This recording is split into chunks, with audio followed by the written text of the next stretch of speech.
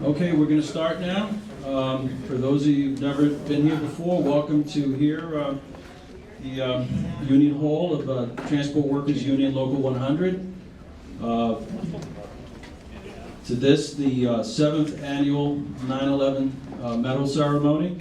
This, the 20th anniversary of the attacks at the ground at World Trade Center. So we're going to begin with a Pledge of Allegiance, so if everyone could stand.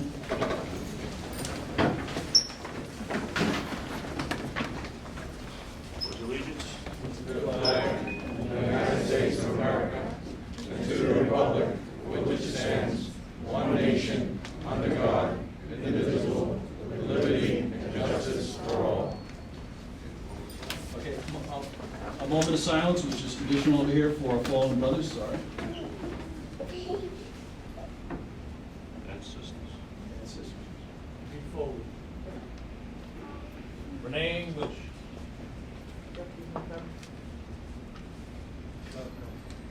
Ronnie Ritz. William Pelletier. Carmine Labasco.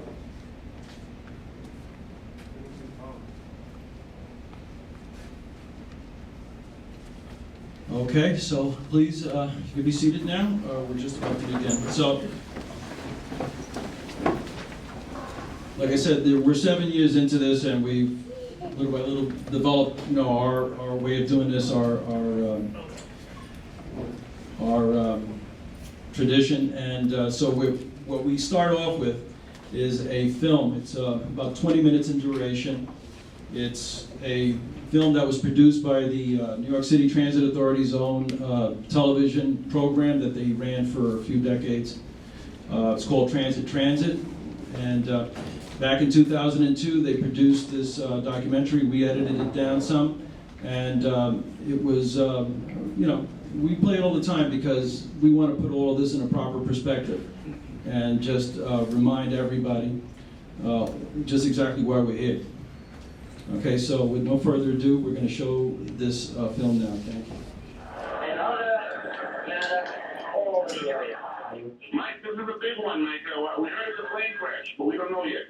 That's for you. Just try and get out of there as soon as you can, okay? Just get out of there. On September the 11th, 2001, countless heroes died.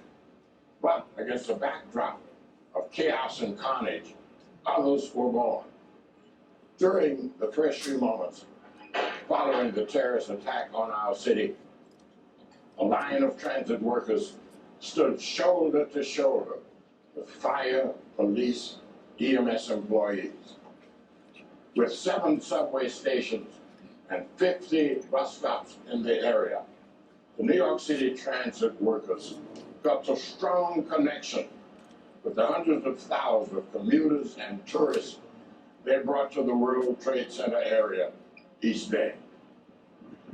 We are standing 1,377 feet above Manhattan on the world's highest man-made observation deck. Right now we're overlooking Brooklyn, but you get to see Midtown Manhattan, the Statue of Liberty, Queens, everything from here, Bronx, on a nice clear day. With just the naked eye, you can see as far as Coney Island. Probably about 25 miles, 30 miles. With the binoculars, 80.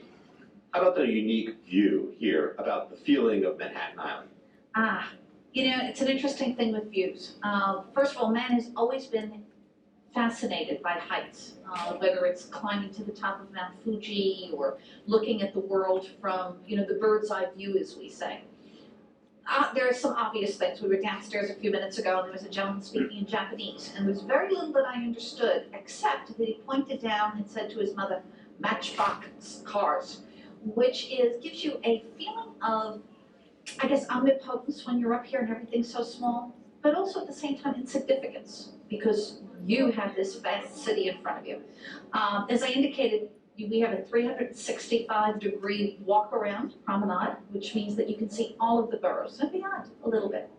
Laura, what do people encounter when they come up onto the observation deck? Well, the first thing that they're going to encounter is the wonderful vistas. We have windows that go actually below the floor to the ceiling. You can step down into a well area and look at the city between your feet, which is kind of a little scary, but wonderful, absolutely wonderful.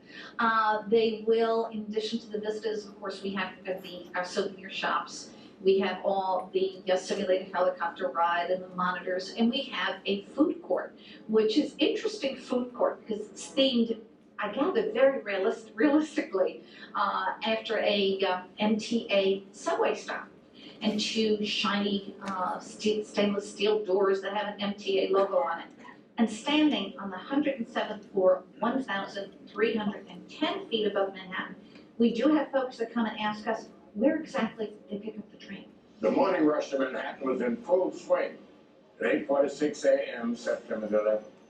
But that would be the last normal day for the World Trade Center and our city. On the morning of September 11th, I was sitting here on Greenwich and Park Place with my fiance, and our sunroof was open, and all of a sudden I hear this plane overhead, and I can hear it gun the engine, and I'll never forget the sound because it went, "Ow, bam." Winston, are you with us? Yes, I am. Winston, you're a photographer? Yeah, I work for a Transit News. Okay, can you tell us what you saw, Winston? Yeah, I'm sitting in the car, and I heard this plane overhead, and then all of a sudden, I first started kind of loud, as I looked up, and all of a sudden it smashed right dead into the center of the World Trade Center. Big flash of plane, fire coming up from all over there, but all the huge hole right now.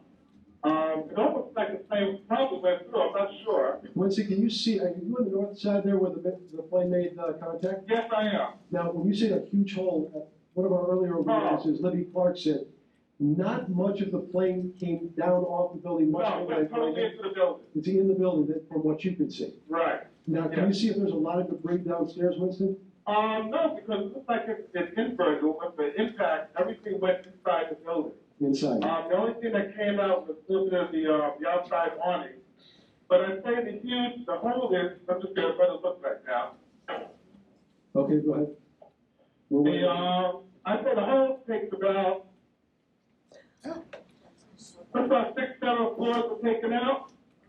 And there's more explosions right now. Hold on, people are running. Hold on. Just a moment. We got an explosion inside. The building's exploding right now. You got people running up the street. Okay. What's going on? Okay, just put Winston on pause there for just a moment. Okay, the whole building just exploded some more. The whole top part. Okay. The building's still intact. People are running up the street. Am I still connected? Winston, this would support probably what Libby and you both said, that perhaps the fuselage was in the building that would cause a second explosion such as that. That's what just happened then. That certainly. People are running up. We are getting word that perhaps. Okay, hold on. The people here are, everybody's panicking.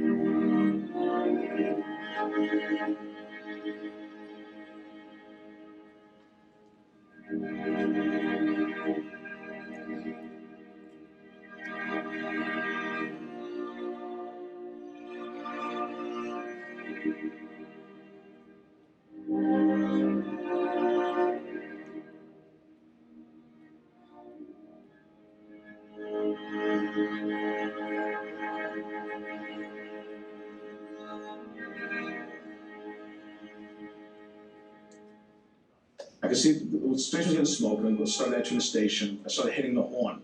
Whenever we bypassed the station, first hit the horn, I don't know, cloths, rags, anything they really had, and waving frantically. These people were scared, and these people were really scared. And I remember this one woman, I saw her eyes. It was like, even though her face was covered, all you saw was fear. Everybody on that platform was scared. I let the conductor know that we're gonna pick these people up. As he agreed, he had no problem with that. As was heading the vendor station to stop the train, I tried to let command center know that they need to get people down there, that there's still a lot of people on the platform. We conductor made another announcement that not to try to get off the train, that it's an emergency, we're just picking people up. And luckily, for the most part, we had a rush hour crowd, but they were cooperative. Only one person tried to get off the train. And I don't know if it was the station agent near his location, or if it was other customers convinced him to get back on the train, but everybody got on. Command by then had gotten back to me, authorizing me to stop and pick them up. But that was already being done. There's just no way to leave them. You can't just leave them like that. While subway crews and station workers heroically saved thousands of passengers underground, chaos reigned above, as New Yorkers frantically looked for an escape route from Lower Manhattan, which had begun to look like a worsening.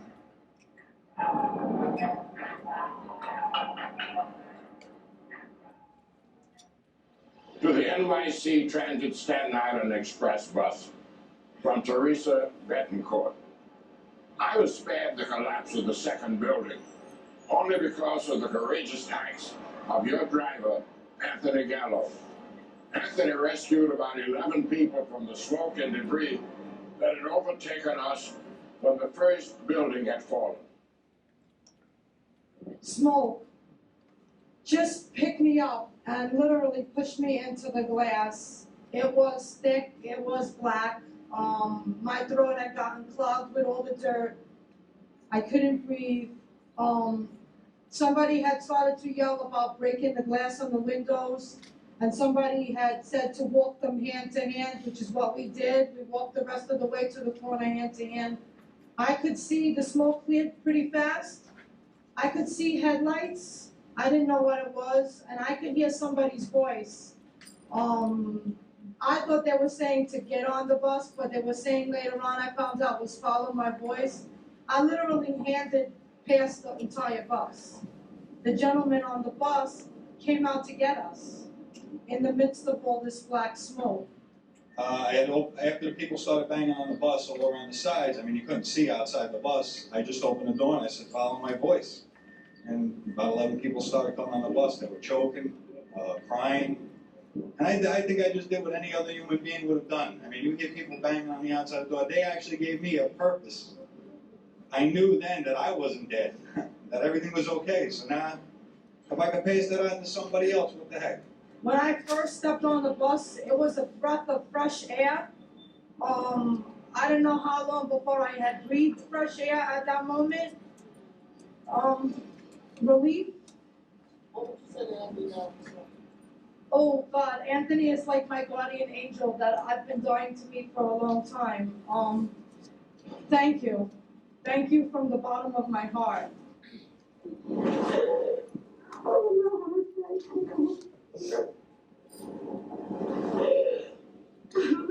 Thank you for nothing. While Gallo assisted people near the Brooklyn Battery Tunnel, bus operator Chandler had his hands full as well. Looking out in the midst of nowhere, a pair of New York City transit personnel person. He had on a hard hat, sort of like a raincoat type of gear. I don't know if he worked down underground or what. By this time, I don't know exactly like where people were coming from, out of the woodworks was like. People had severe injury, laceration to the face, arms area. People had open wounds in the heads.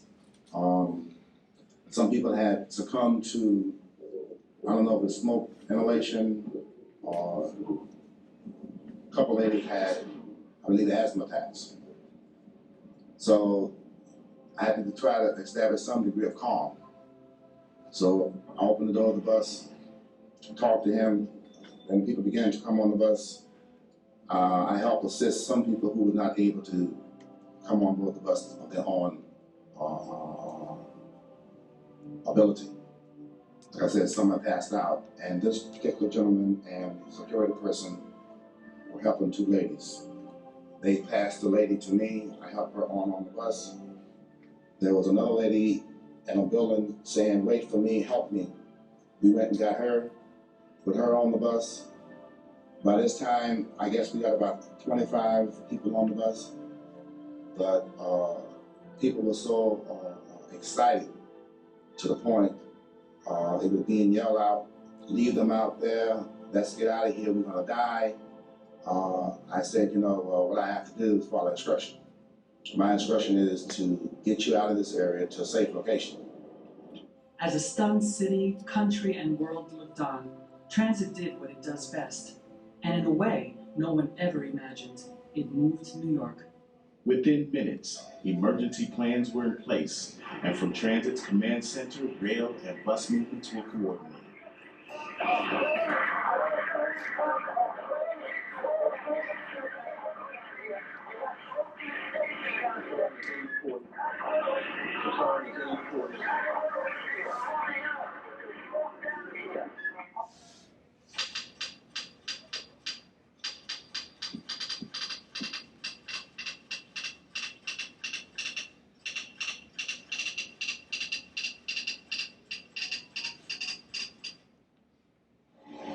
Thanks to the professionalism, the men and women of transit, not one employee, passenger, train, or bus was lost.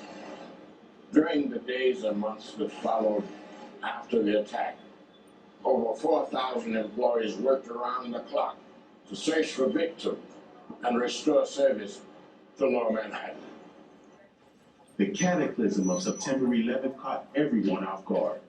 Although New York City Transit has been conducting disaster drills for years and planning for every possible scenario, nothing in Transit's experience had prepared them for what happened that day. During the initial moments after the collapse, getting the trains out of the stations and removing passengers to safety was crucial. That's where the years of planning and drills paid off. We were sent down here to investigate how many trains were left in the area, what was the damage that was caused by the explosions. So the first station that we went to was Cortland on the N and the R. We checked that station. We found there was a partial train in the station with about 3 cars, no one on the train. Then we came to Rector Street on the 1. There wasn't any train there. We saw debris and water. Then we walked the tunnel up to Cortland Street, and we got within about 300 feet, give or take, of Cortland. That's when we saw the building that collapsed right down to the World Trade. There was furniture from the World Trade Center down into the tracks, and steel beams, and it was a total destruction down there. MTA New York City Transit workers were on hand at ground zero, assisting in any way they could. But they, like everyone else who responded, were not prepared for the devastation they encountered.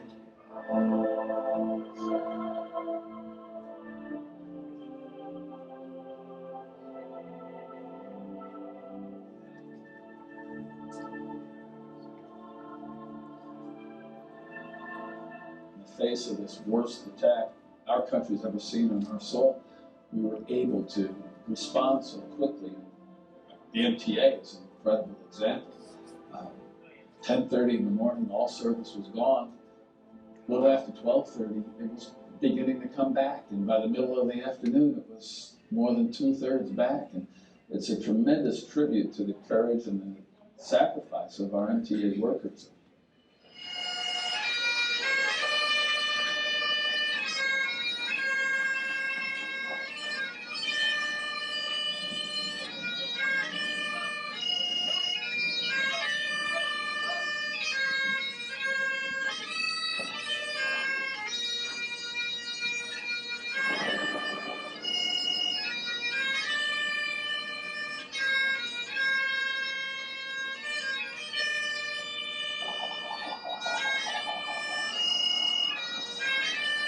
Track workers, structure maintainers, signal maintainers all over the city. When the tours ended on a midnight tour, they all flocked down here. Nobody told them to come. They were in the pile along with everybody else. The day went on, we were on a pile. It was before, everybody says there's a bucket brigade, but there were no buckets there when I first got there. There were no buckets at all. Everybody was going through the pile by hand. We pulled the steel beams out with the aid of the firemen and local iron workers. We all worked very well together, and we then assisted in extracting the fireman from the wreckage of his truck. I was down at ground zero, down a hole, alongside a fireman, clearing debris, touching metal that was red hot and just passing it back and forth. I mean, none of us knew that we were tired. A lot of guys were beat, but we kept going because we're all Americans, we're TA workers, and we're working side by side with every agency, every other city agency that's our brother and sister in this land, in this beautiful city of New York City. I've been on active duty since the event took place. I got off the clock 6 o'clock that morning, went home, and that's when I heard the bad news. And before I knew it, the guard called me, and here I am. Well, first I'd like to say there was nobody panicked, which is a credit to the authority. We had 3,500 people came down here to take part in the rescue by the evening. We had 2 miles of trucks. All people wanted to do was help. It didn't matter if you were a policeman, a fireman, an EMS worker, or a transit worker, or just a plain civilian. Everybody, all they wanted to do was help. And I just thought it was a fantastic response to a very tragic situation. I see, Hoffman with his boys removing steel beams. I remember, they needed steel beams removed. Okay, so we have the best and most numerous people who are trained in a short time to remove rails if there's a problem. These are the perfect crew to take the beams out, cut the beams so that the rescue people and the medical people could get the victims. And if you remember, there were lots of people that were saved, not only Tuesday, but Wednesday, and they found some people on Thursday. And I think that lots of those people whose lives were saved was a direct result of MTA, New York City Transit in particular, emergency workers, and the great job they did. We assembled a command quarters, dump trucks, backhoes, the low loader, which is a big forklift, and we were ready to go within 2 hours. And we were heading down there, which that was amazing to begin with, to say, we're going in. And we were the first on scene to make a path and remove debris so emergency vehicles can get in. And New York City Transit was right on the ball, they were right there. Well, it's been very busy, and I'm also happy because as I'm going down with the bus, I see all kind of signs, all people saying we love you, New York City Transit, we thank you, we love you, and that's a good feeling because they know they appreciate what we're doing. Thank you very much. Thank you. It wasn't just our emergency services, the police and fire and EMTs who acted as heroes on that day. Thousands of ordinary New Yorkers showed incredible courage, and in particular, so many of our MTA workers responded with an incredible willingness to risk their lives, to protect the people, to help the people of New York. The men and women of MTA New York City Transit would like to thank you for taking the time to watch this historic documentary. And I also feel that the moment is historic. For it was on that fateful day, here at this place, that our city, our state, our nation, our people were put to the test. And once again, as Americans, we arose to face the challenge. I'm Asa Davis, and I thank you for watching. I thank you also for riding with New York City Transit.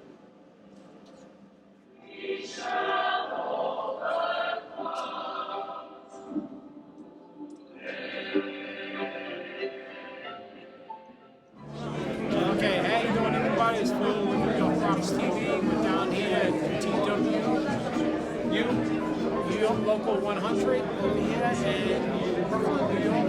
This is the Transit Union 100, and we're here with celebrating the 20th anniversary of 9/11. We're going to talk to some of the guys who actually got the awards tonight. They have a medallion they received for their efforts in 9/11. So we're going to talk to some of them.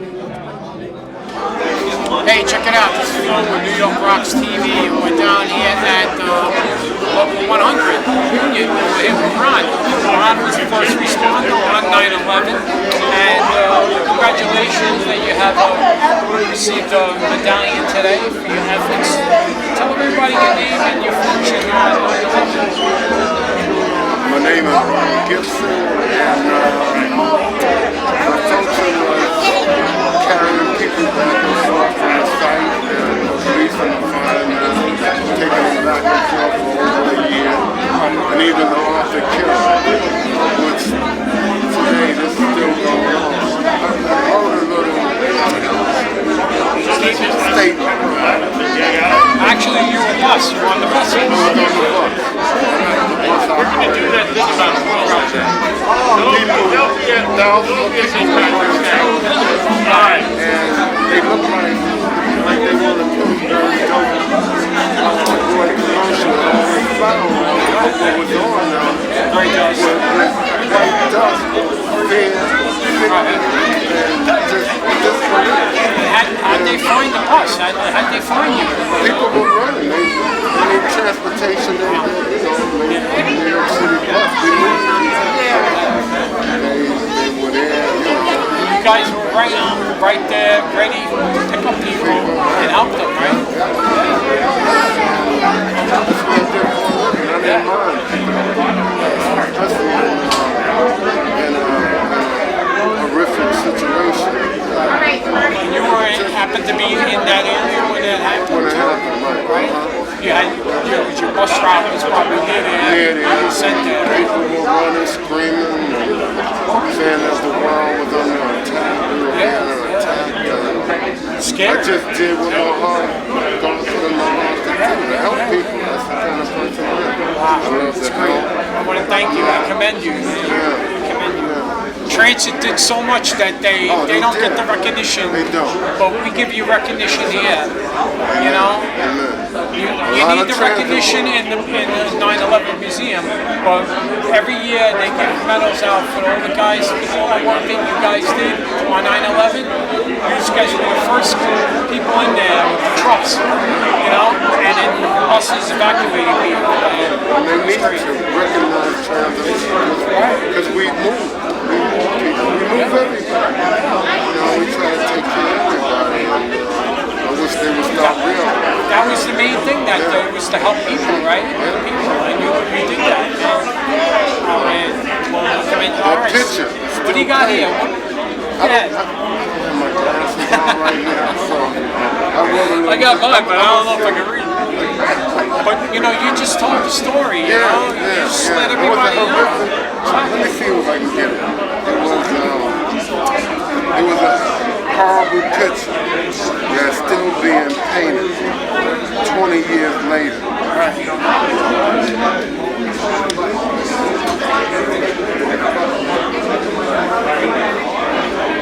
Painted 20 years later by grief, suffering, sickness, and death.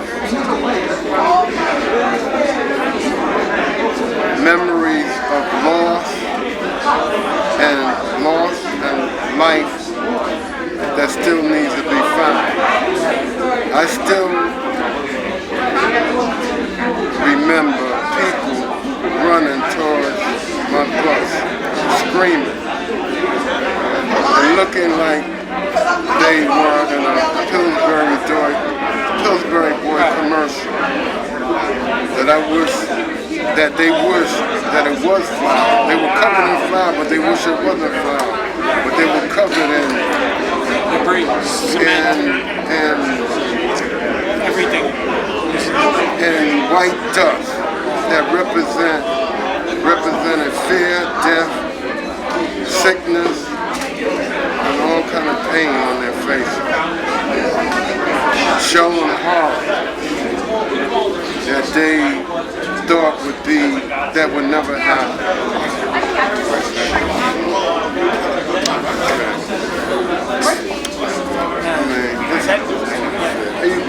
You told it all right then and there, you know. But I want to thank you, you know. Thank you very much. Are you still working? No, I'm retired. When I found out how you doing now? Good. God is good. You look up, he looks down. You serve him, he serves you. main thing. Great. You're still alive to talk about it today. And you helped a lot of people, this man right here, and a lot of these other people that are here today. I know people that were here that died. Their families. Personally know a lot of people died that day. Friends of mine, roughly. I know. I can relate. Well, thank you very much. Enjoy your day. And go get something to eat. You got the right thing on, man, the cross. You got to show it, not wear it, you got to show it in our heart. I believe it. And that's what this is about. Showing it faithfully. There's a man right there, man. Amen. Okay, fathers. Thank you again. How you doing, everybody? It's Phil with New York Rocks. We're down at the Trade Center for the 20th anniversary of 9/11. We're here with Dominic. Dominic got an award today. Well, I received it when it first came out 7 years ago. I received the award. I was one of the first recipients of the award. So I got both of them, the small one and the big one, because I was had medical problems from being down there. Tell everybody your job description and what you did that day of 9/11. Did you respond to Well, actually, the day of, as a union rep, I was ready to go to union hall, but I was unable to make it there, so I was stuck in Brooklyn. I responded the second day, the 13th. Me and my other buddy went down there. I just can't forget when I woke up in the street because the water was dropped us off. What I saw was a war zone. It was horrible. It was something undescribable. Like walking around and seeing shoes, my baby carriages, food stands, and jeeps with the military with the guns. It's something, I can't even, it's hard to describe even when I was down there. And then the thing that still gets me, and I'll never forget, is the smell of that horrible smell, which to this day I smell it. I still smell it. And you know what's dead. And I was down there for at least a good 3 months as a union rep. Made sure I was on a pile working and as a rep to make sure that managers treated our members without putting them in harm, which a few times they wanted to put these guys into harm. And if one time it happened that they wanted to go down on Rector Street underneath the World Trade Center, actually where the Century 21 is in the hotel. And I was ready to collapse, and I told the manager, I said, look, these guys ain't going down here. I said, you go if you want, I'll go with you, and you follow down there. He refused to go down, and he says, my men ain't going down there if you're not going down there. So stuff like that to make sure. And then, then we're working on a pile a lot. Again, it's something in my mind to get into bodies, horrible thing. And I guess as I got older, I got post-traumatic stress disorder, I had asthma now, breathing problems. Thank God I'm still here. After 20 years, I'm retired now, 12 years. But I still do a lot of work for the union itself. So. Well, I want to congratulate you today and your efforts that day. And thank you very much. You guys should get more recognition. We should. That's the other thing. Which I'm upset about because I was down a few times. I went to the museum and got to see us down there at all. Right. I mean, just give us a little area, like small little space. Just a vest, a helmet, that's all we need, just say transit workers. That's what we don't need nothing big. You guys were the first to be down there. We were the first ones transporting people out of this area. Well, transport plus the payloads, the trucks. They couldn't get contractors, so they called us up. We were down there clearing the way for everybody else. And after a day or two, they said, all right, goodbye, we don't need you no more. It's the truth. And then the guys cutting the steel, the rails, they were the guys with the torches. And the other thing, too, if you notice, there's a lot of vests and helmets. You had a lot of them in transit. A lot of them were, when they get friends, like friends, he was down at the system safety, and they gave out all the vests, flashlights, helmets to all the guys. They were down there. And actually, one of the guys that were down there, after 3 years, he passed away from cancer from being down there, helping out with the respirators weren't the Oh, that's the other thing. We had no respirators till I don't remember after a month down there. They gave us those little white but it was useless. And we were walking around, and they finally came out with, you had to go rescue training. And it came to a point, and I said, what is awareness thing? He said, whatever happened to me, it's in me. If the one down is, I mean, they carry you with me. And you wear it because they pay. Well, usually they give the blue with the purple cartridges, but on the then they side. get so clogged. Yeah, but we had those. Yeah, I still got it at home actually. But it's they gave it to, like you said, Christine Whitman.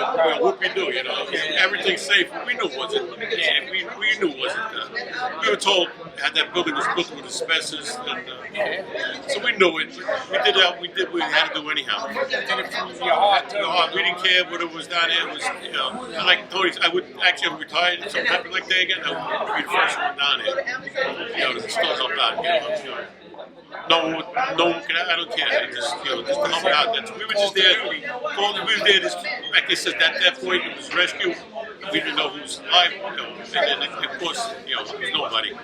But we still had to do what we had to do. Help out. And I don't regret any minute. Well, thank God you survived that day and the days after 20 you still years. have your family. Enjoy your life. All you got to do is enjoy your life. You heard it right here. Well, thank you very much again. Congratulations. Thank you for your service.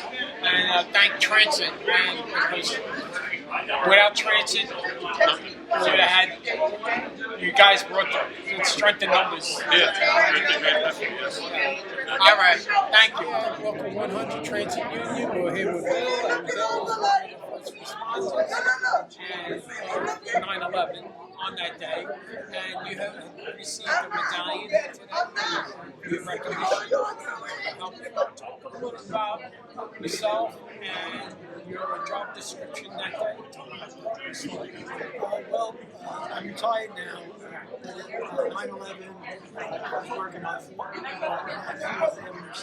Street. Now, what do you do? You work at the trains? I'm on buses. My title is Power Maintainer B. It just happened to hear, you know what was going on, and we just happened to hear so much flight under traffic, commotion. We turned on the radio and we heard what was happening. One thing that we were headquarters was that we went up to the roof and we were able to have a direct line of sight with what was happening. We stood up on the roof and just couldn't believe what was. That's right downtown, right near the village. Sunset Park. And we saw what was happening. We stayed there and watched, we witnessed the towers fall. And me and the crew, 4 other guys, we saw that police, fire department, they had to be overwhelmed. And we took a truck, a TA truck, and we went down to the Manhattan Bridge. And we couldn't get no further, so we walked over the bridge. And before we left our quarters, we took all the equipment. We had first aid kits, masks, we were carrying. We had rope, axes. We got down there, and the scenes we saw, we couldn't believe it. We started helping the first persons we helped. And we helped them with their equipment, moving it out of the way. And we started moving vehicles, actual vehicles that people abandoned around the train station. And we started moving the vehicles out off the street to the side so the fire department could get in and put lines. We stayed there until about 89 because actually set a pad so the fire department can get in there. And that's why transit was so bad transit there, to bring the trucks in. Right. And well, it wasn't just myself. It was the guys in my group. Yeah, mention whatever your name is. Okay. It was the Pass South crew. It was John Tenzer, Jimmy Cueva, Victor Kokanovich, Kevin Olson, and Victor Norlov, Anthony Viscotis, Arthur Kafiri, and we went down there every night until about 2 weeks and a half weeks until they closed the site to transit, and it was just fire department. I commend you. You did such a heroic thing that day. I guess, you know, I felt like compelled you have to help. These guys tried your equipment and ran over there. Yeah. Actually, when we were witnessing what was going on from the rooftop, we actually got mad because we were raised in the city, and that was that's our New Yorkers, that was our you don't come here to do that. And by that time we knew it was terrorism. And we just looked at one another and without another word, we knew what was going to happen. We got in the truck, we said we got the This is why transit needs to be in the 9/11 museum, and they shouldn't be overlooked, because they were the first ones to clear that path to respond down there to help out. The guys on the buses, bringing people on the buses like Ron and all the gentlemen that worked there, Joe Gallo, you know, they pull people and then you clear the path so they can get the trucks in there, the fire trucks, and of course the machines. They need to get the machines in the trucks to get the debris out. So that's where transit is so important, especially down below too, in the trains. Actually, that night, September 11th, when we leave, it was about 8 o'clock, 8:30 p.m. We actually got a ride from an express bus, MTA, back to Brooklyn over the bridge, which we really appreciated. We were really tired. I never regret what we did that day. We just did what we thought had to be done. And then you retired, so how you feeling? You all right? You've been checked and everything? I've been checked, healthy. I do have some problems from that day. I was awarded something from PCF. And, but in any case, it doesn't matter. I'm proud and I'm proud of my fellow TA workers for what they did on that day and the days after. Well, I want to thank you very much for your service that day, and thank you for the man that you are and giving me this honor of interviewing you and talking to you. Congratulations for today, you know. You should be honored. That's why I'm here. I guess I'm honoring you. Thank you. Thank you. We're over here at Local 100 Transit, and here with the president, Tony. Tony, thank you. Thank you for having me. Thank you for being here, as always. I always come here for you guys. Are here every year, and you know, this is again. We just want to send a message out to the world that when there's a catastrophe, transit workers are always there. Will always be there. We responded to the trade center 20 years ago. A lot of our members are getting sick and paying the price because we were told the air was okay. So our members went. But guess what? If it happened again today, our members would still be on that pile.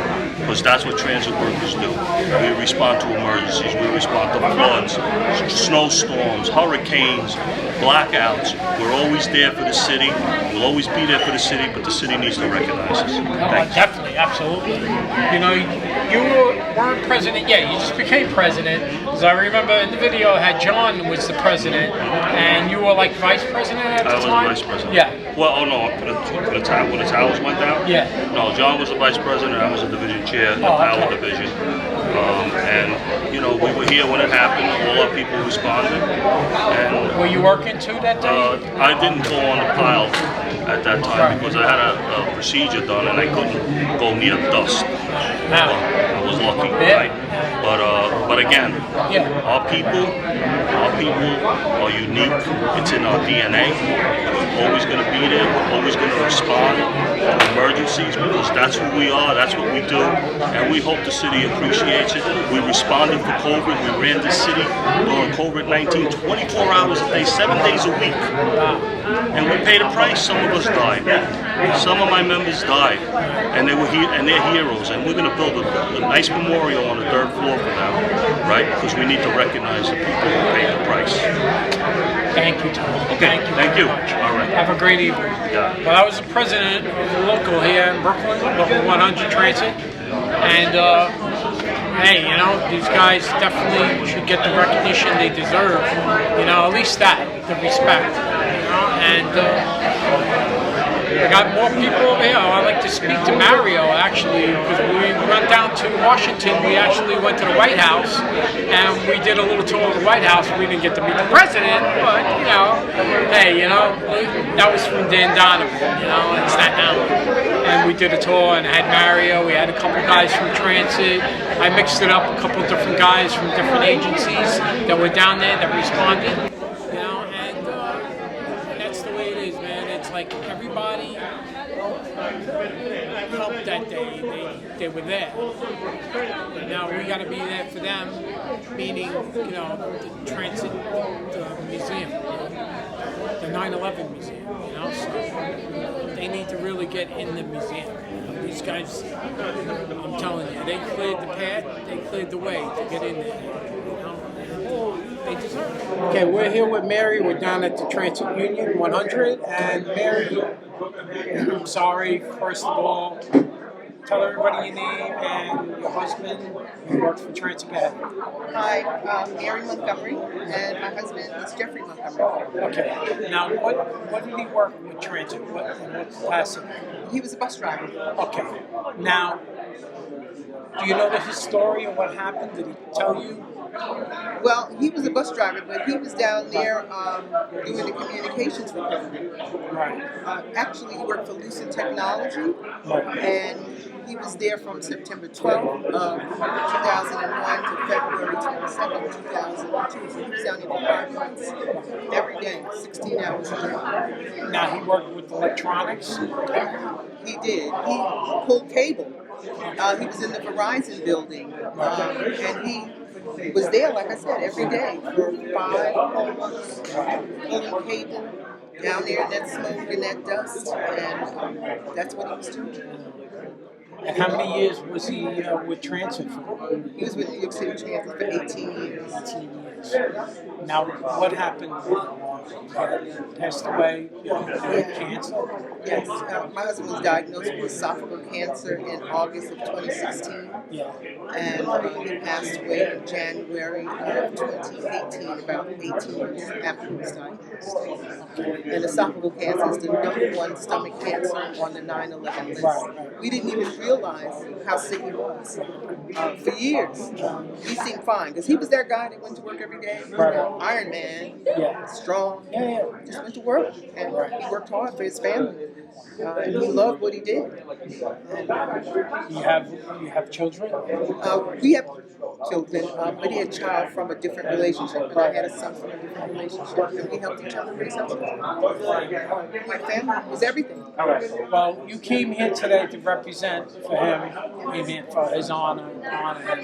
How'd you feel about that coming here? I know you got very emotional. It's a very emotional time for you. Yeah, it's been a long and difficult road, I have to say. And you know, I had called the union office over a year ago to ask some questions and talk about a completely different subject, because I had no idea that this was even going on. And that particular day, Mario picked up the phone. And we just started talking. And he started telling me about what he had been doing. And I was like, wow. And he says, well, let me look at my computer and see if his name is in the computer and what I can do. I mean, Transit's huge. Transit is huge. And it's over 80,000 employees. Wow, 80,000. Yeah. And so he came back to me about, I don't know, a half an hour later. And he was like, yeah, his name is on the list. And so I was like, wow. And then he started telling me about the medal and that, you know, this whole ceremony that was taking place and that he would be honored posthumously and receive this medal. And I was like, wow. It was like a little hard for me to even like digest it, right? I found out from my friend Al. Right. He got the medal too. That guy, he's fabulous. I love that guy right there. Yeah, he's fabulous. So I didn't hear from Mario for like almost a year. Right. And then he calls me about 2 weeks ago and says, it's happening. Get ready. And this is the information, and this is the date, and this is the time, and this is the place, and we want you there, and the medal is fabulous, and it's beautiful. You know, it's absolutely... Actually, they took the picture and put it in Newsday magazine. It's my picture. When I they tell wanted you, it. It was very beautiful. Tears in my eyes. I was like... When I tell you, absolutely amazed and honored. And then he asked me if I wanted to be interviewed by the New York Times. Yeah. And the New York Times came to my house a week ago Friday and interviewed me. And what it is. And when I tell you, for my husband to receive this kind of acknowledgement. Was it in video and paper? They took a lot of photos, and I was interviewed over the phone. Yeah. And in person, and I'm just, my heart is full, and I'm just so honored, I'm humbled, because my husband loved his job, and he loved the people that rode his bus on a daily basis, and they loved him. They would bring him candy and goodies, he would talk about his people, and they would talk about him. He drove that bus out of 126th Street Depot all the way to the South Ferry every day, and he was a great guy. You know, when he passed away, people came from all over the country to honor him, to say beautiful things about him. He was the guy that had friends from childhood that stayed in his life his whole life. I mean, who's that guy? You know, I don't know. You must have had some personality. You got a lovely person like yourself. Thank you. He really was a wonderful guy. And I miss him every day, and I'm just so grateful. I'm sorry. I want to give you a hug. It's so bad. It's like, thank you. Oh my God. Yeah, I miss him. I miss him every day, and you know, it really is about the healing, and it really is about doing this powerful work. We are creating a foundation, the JMMC Foundation, to create legacy. Because my husband had a degree in communications, film, and music, and he brought free music to people on the Jersey Pier in Jersey City at Exchange Place for years. And we went to the conference in Miami, Winter Music Conference, every year for a lot of years. And Did he play He was a DJ, so he was like to get it in, you know. So the DJ won your heart. Oh my God, he was that guy, you know. So I'm just honored and I'm humbled and I'm very grateful. And you know, people like you, people like Mario, people like, you know, all these beautiful people that we met here today. It just touches my heart. I want to thank you for everything, and thank you for coming and speaking with me. And I'm so sorry about your husband, but you're here honoring him, and you're doing the righteous thing. Yes, and New York does rock, baby. That's right. That's why I started the show, actually, after 9/11. It's New York rocks. Because I said, no matter what goes down in your life, we're not going to stay down. We're going to get ourselves up. That's right. We're going to pick ourselves up. We're going to pick ourselves up You know and what I keep mean? moving. You know? Yeah, you know, I wrote a book. Not that I'm not plugging my book, but, you know, the book is Overcoming Grief, to find love again, mapping your desires, and find a better way to live. You know, and that's what it's really all about. To be able to deal with the things that have hurt us, that have... We could cry and then we could smile, you know? That's right. We fall down, but we get up. That's right. And that's what we got to do. And we got to help other people up, too. That's right. That's what it's about. And you don't really have a true legacy unless you... Come on, this is my buddy, Donna. You don't have a true legacy. You don't have a true legacy unless it endures. And so we're building forward for the next generations, because we all came together after 9/11, and look at where we are now. We are not communicating. We need unity, strength and unity. Well, but you know what? We really, the past 10 years, we really lost our way again. And we're not serving the next generation, not our grandchildren, well, your grandchildren. But, you know, the point is, we will, no, but that's why the only way, it's not to come and just every year say, we remember. It's to build the legacy moving forward of what we now do, because we have to honor Jeffrey, Mary Montgomery Communications, because we have new tools today to build the right platform, to be able to get everyone the help and the resources and the right resources at the right time.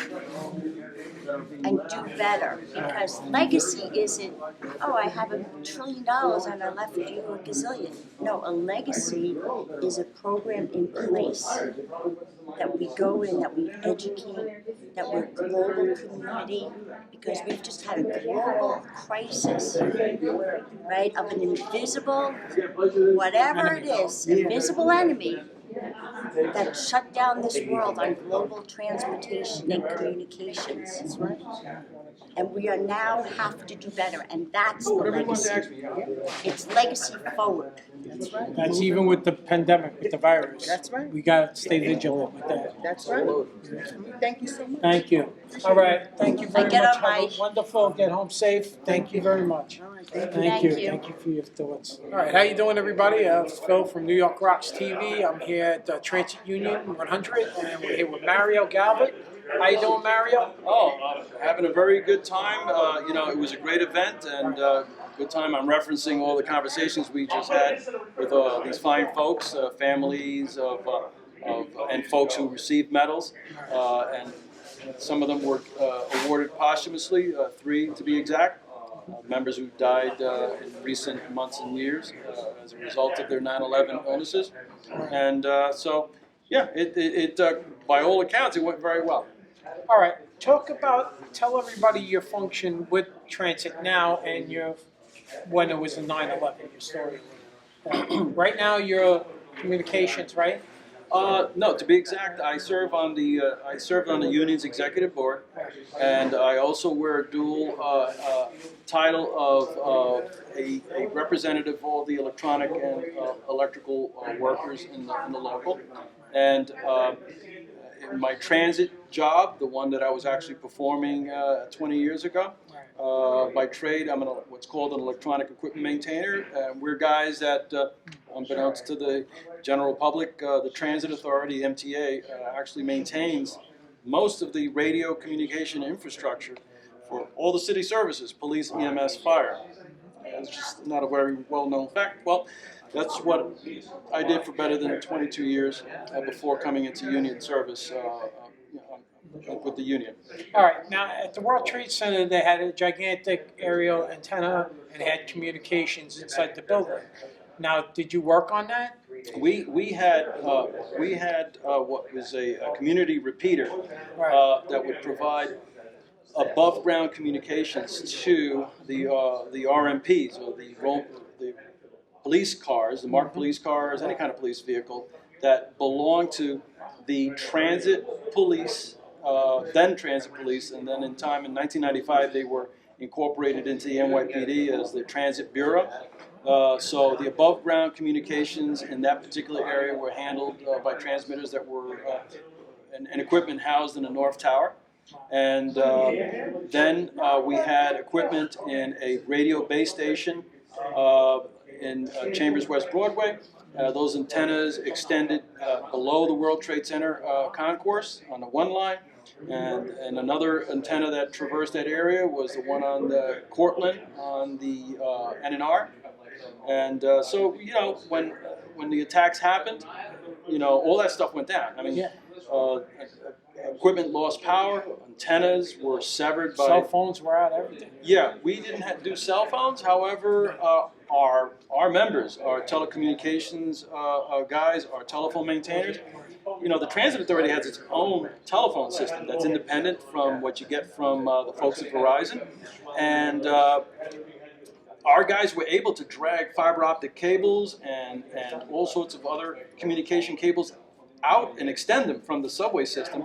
And they created phone banks for rescuers and first responders to use. That had to be done fast. Probably, Very right? fast, yeah. And our lighting guys set up hundreds of generators and lights that were, you know, powered by generators, and you know, a lot of stuff was going on. Right. All right. So you were down there for months and years after that. Well, me personally, the Transit Authority dispatched me to go down there and basically be part of a team that was just patching up what could be patched up. Right. Obviously, equipment from the North Tower was gone forever, but the underground stuff on a 1 and 9 line was basically repaired to a certain extent. Other parts, forget about it. We had to wait a decade for the whole tunnel to be rebuilt. On the N and R line, we fixed all that up. We had lots of equipment all throughout that was affected to varying degrees by airborne dust, World Trade Center dust. So me personally, I was there nonstop for about 2 weeks and then sporadically over the following 2 weeks. However, there were other transit workers who were basically assisting all the contractors in the reconstruction of the 1 and 9 line tunnel. Yeah. And so Heard those they guys had to put cement in there and they had to seal it off. right, those right? guys were in there for months, some of them in excess of a year or two. And then they had to reopen that. Yeah, right? exactly. So we had guys that were, even guys who weren't there for the actual 9/11 attack, in the following months and years were exposed heavily, you know, because of all the reconstruction work that was going on. Yeah. My friend Alan, he's the one that introduced me to you, and he was a plumber with Transit, so he was underground. Yeah. He told me all the things that he went through, and it's like really hard to talk about. You know? Well, it was surreal. It was surreal. You know, you saw it, but you were there. You almost didn't even believe what you were looking at. It was you saw very formidable structures like the World Trade Center, and you'd swear nothing in the world could knock those things down.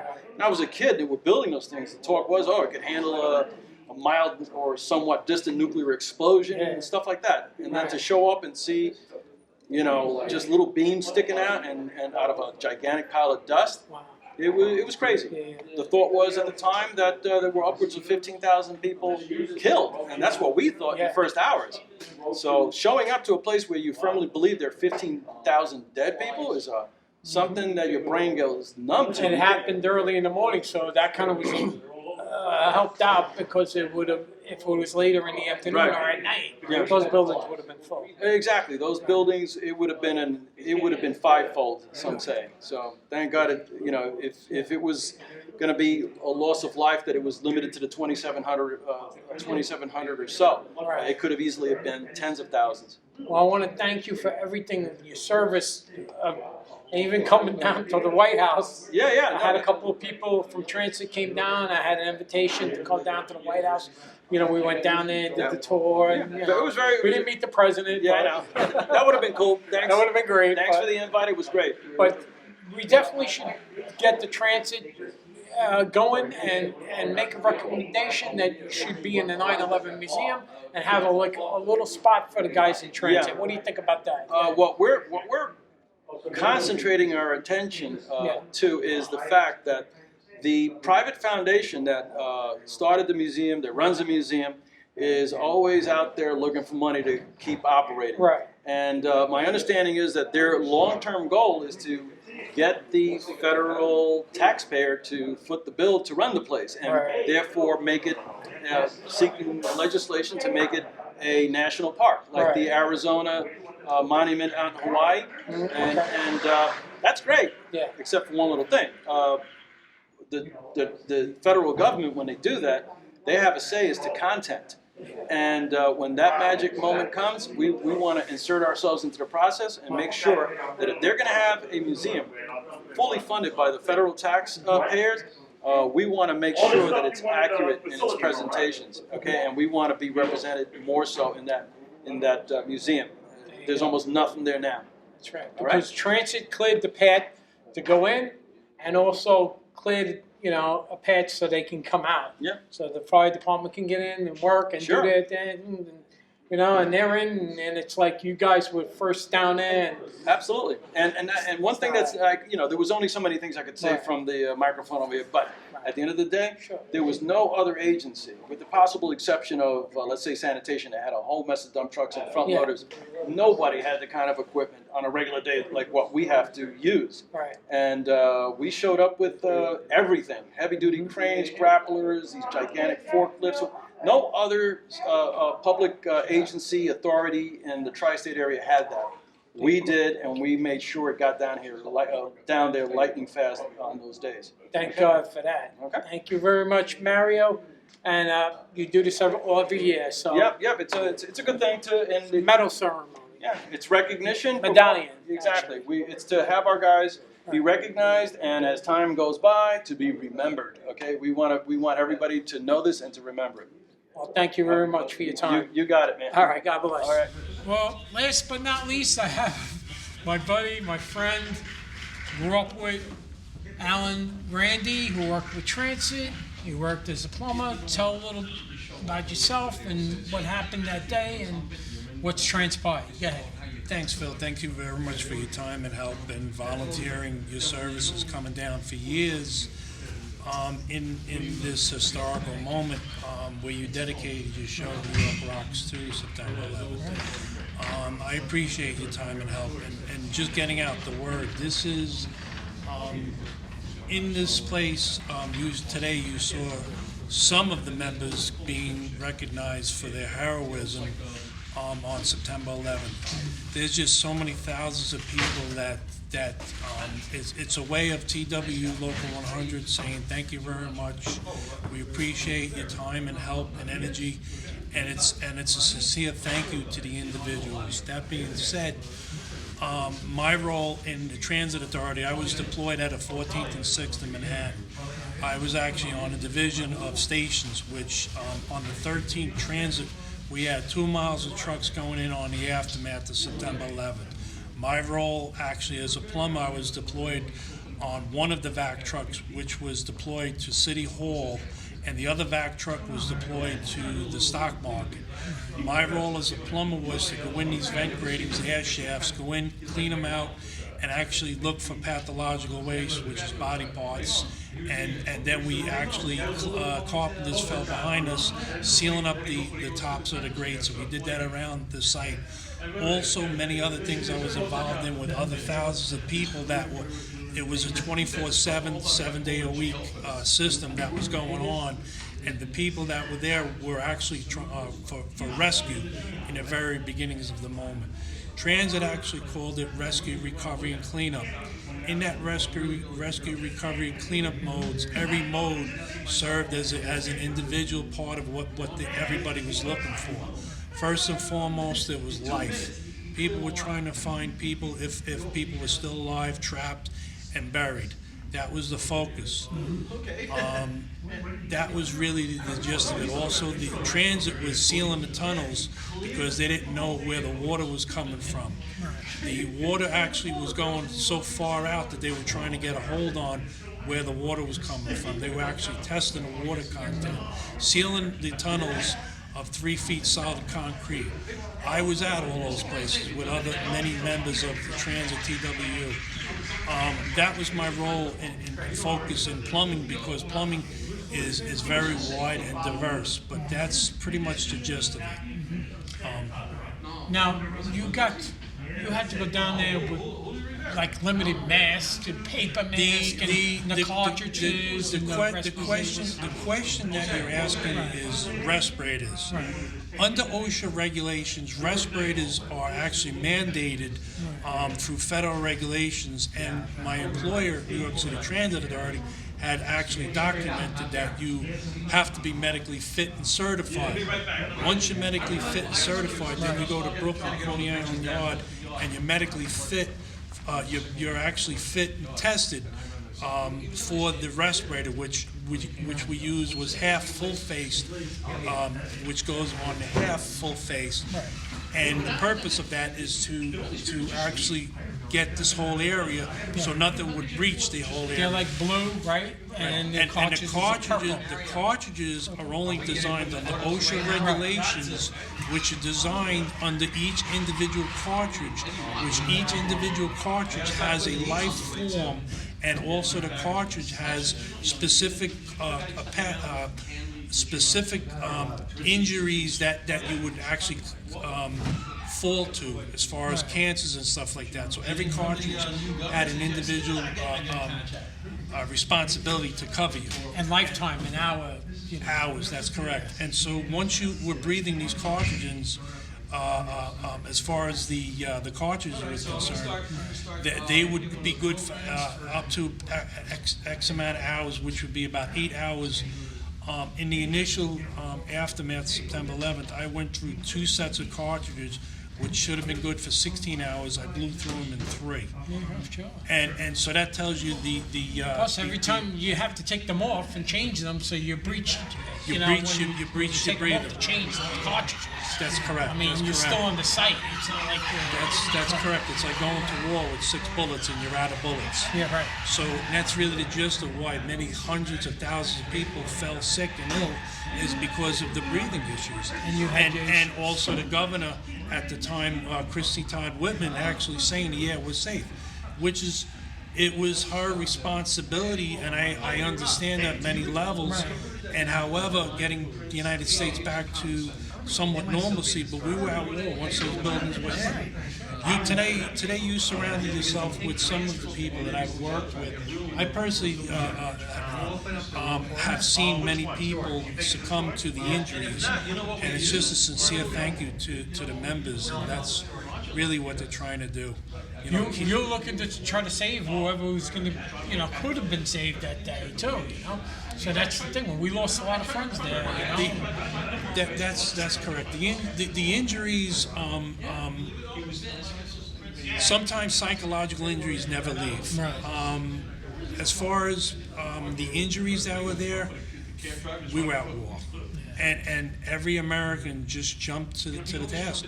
And I served with thousands of people that I sincerely appreciated their time and efforts. And we were at war. We were at war. It was ironic because in the beginning when it happened, we didn't even know what it was. They thought it was an accident. And then, after the second building got hit, that sealed it right there that we were under attack, because the president. That's correct. Once the buildings were hit, the Pentagon was hit, this nation was under attack. So, we all pulled together, all the agencies that you saw and you hear and you appreciate. Thank all these people, because they really jumped to the task. And these American people that you walk past. Well, every year they have this ceremony and they give out, the medallions. And one year, a couple of years back, you got your medallion. This year is another set of guys. How you feel about now what's going on with the 9/11 museum? How you guys should be recognized in the museum? I think these guys really need that. The museum is actually a place of a national tragedy happened on the specific place. So how do you honor people? It's a very, very difficult question to answer in 3 sentences. First of all, you have to honor the people that lost their lives, that were on those planes. You have to look at them and actually understand, because their pain will never go. Their pain will never leave them. They are left one day, somebody on Earth, and somebody took them away from Earth. So you have to understand what there's compassion with that. Second thing is the museum put in the people that supposedly caused the issues. That in itself was controversial, but I personally believe that the people that should be there are the people that were part of rescue, recovery, and cleanup, and listen to all the individual stories. There are thousands of individual stories, like you only just heard a snapshot here of how many people that you're hearing, such as Mario's story. His story was monumental in getting communications back up and running. And clearing the path, you said the trucks. Transit clear, had 2 miles of trucks going in the aftermath. And basically, what happened there was those specific trucks were brought in to get at the heavy debris that was in there. And then actually bringing the fire personnel to look into for their personnel and the police And the as well. sanitation. And everybody else. So And you that's, You guys did so much, and you know, a little recognition would be nice. You know, a little spot in the 9/11 museum would be like a great honor to show that. I appreciate that, and again, it's a very slippery slope because of the fact is, how do you put a museum in a gravesite? Right. And me personally, I've seen a lot of stuff, and it just goes backwards on that. The issues are, how do you properly have a museum and foregoing into the future? They don't even teach children in school this no more. So if a museum can't teach it, you're losing history as it unfolds with people that are still alive. You know, and that's the place that you'd want to tell history.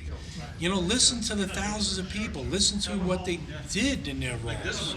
You know, who was involved in this and that and the other thing. And listen to all their roles and what they portrayed. And that's my message is, you know, it's uncharted territory, but it's the lost communications on Americans that went into a war zone that are being identified, obviously, you know, different levels. All right. So your closing thoughts on today? My closing thoughts on today that the TWU Local 100 does a very nice job in selecting the medals, because there is a process to get this medal, not because of did not do the medal, because of the way that people have to step up, and they have all stepped up, signed affidavits, and had to get also individuals that were recognized there, and there's actually a legal ramification from that, which actually supersedes everything, which is a great thing, because it puts these people on the map, you know, and it does a wonderful thing to honor these men and women, you know, as far as transit is concerned. You could see how Mario laid out the medallion and what that's all about, and that's just the role of what we were involved in. Representing photos of the men that the men and women of transit, and also going down to Washington D.C. advocating with the Zadroga bill, listening and hearing the horror story. For that, you were down there for many years. And also listening to the horror of men and women in other agencies, what they had to go through to just to get medical coverage. We both were down there for the Zadroga bill, and it finally got passed. It was a big long fight, you know, with John Field, and John Field was stealthed in that, and John Field actually he put everybody on the map as far as putting the puzzles of the pieces back together. You know, and unfortunately it had to go that way, but America sent the best into a war zone which was filled with civilians and also military, the Pentagon. However, where do we go from here? That's what you have to learn. Where do we go from here? The problem is, have you learned? What changed? What's going to change? What's going to change on policy? Is it going to be the same as well? They say if nothing changes, nothing changes. It's a true statement. You know, so you have to look at things. Got to change. Things have to change. So to make a change, you have to make a change. You know. So as far as that, in closing, I really appreciate your time, and I thank you for reaching out and stepping up and helping out in video and getting the people their recognition. It's important. Thank you very much for being my friend and bringing me in to help out to be a part of this too. My pleasure. Thank you. All right. Very much. Well, thank you. This is the 20th anniversary, actually. So you heard it right here. That's Alan Grandy, the transit plumber, and he was there. You know. So thank you, everyone. Okay. We have a special guest here. Before I had no idea he was coming, but we're glad he's here. This guest should know something because of the position and how it is that he serves in government and the level that he does, that what distinguishes transit workers from everybody else who was in Ground Zero is that not only were we the largest presence at Ground Zero in the immediate aftermath of the collapse of the towers, but what is not known to the average person out there is that when we were there, we were all frantically working to try to rescue people. The presumption was that there were people to rescue. And there were guys who were just working night and day. They were done with their shifts. They'd come back. They'd work on their own time. And, unfortunately, fast forward to today, we have national museums that are replete with images of all sorts of private firms cutting up metal, essentially to just salvage metal and clear the way to retrieve, the remains of people who were, by that time, presumed to have died. And by that time, we were already ordered off the pile. And it's a shame that that's the way it was recorded. And the average person in my family at the time, they would ask me, what were you guys doing at the time? Because we didn't see in the papers what involvement the transit workers have down there. It says we had everything to do with it. Don't ask me how in the world we hit the editing room floor. But I just wanted you to know that. Okay, so we have a distinguished guest. He's Mr. Representative Greg Meeks from the 5th Congressional District of Queens. Would you like to say some words?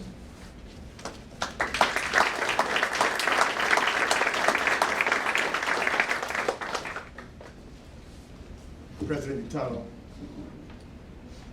this film really said it all. 20th year of the fall of the Twin Towers. Each and every one of you in this room, I know, was impacted on that day. I've been told that many of you were there on that day. And when we think of the 20 years that have gone by, I know each and every day you recall, you relive what took place. Many of you, as we saw in the film, with complete disregard for all of your life, for your life, decided that you were going to try to save other human beings. Coming together, making it happen, getting folks to safety. And each and every one of you is much of a hero and shero as others that were there.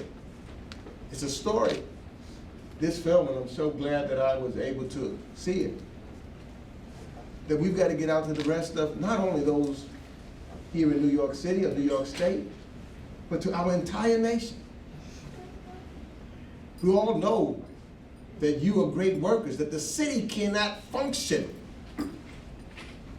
without the men and women of the New York Transit, particularly those who work every day to make the system a better system. But on this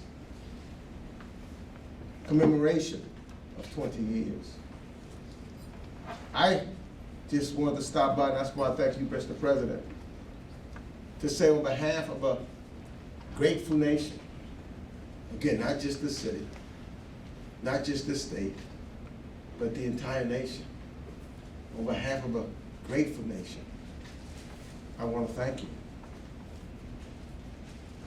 The President showed me these medals earlier, or the medal, one of the medals earlier. The medal is beautiful, but I know the medal represents to each of you a memory that's awfully hard. I surely wish we didn't have to give medals so that this event did not have taken place. and you and your family is not impacted in the manner that you want. I take away from this commemoration that all of us in public service, all of us in public life, I, Greg Meeks, also have a responsibility to make sure that when we talk about the men and women, the heroes and sheroes, and what they did on 9/11, that everyone from the MTA and the transit workers and the members of this union, that legacy must be a part of history and must go into, so as I see those young people that are here, they will know that their relatives, their friends, their neighbors did not think about themselves, they just ran in to help others. So I want to thank you from the bottom of my heart for being the essence of human beings. Indeed, as I look at you, I'm looking at angels. Angels from heaven that came to save human beings. There are no words. There are no words that can adequately describe how I feel.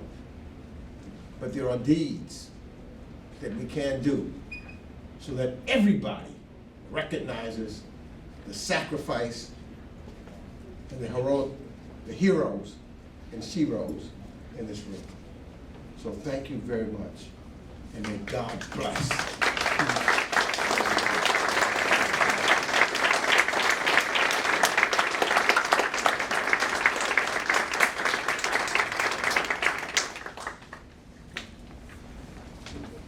Okay, thank you for those words, Congressman Meeks.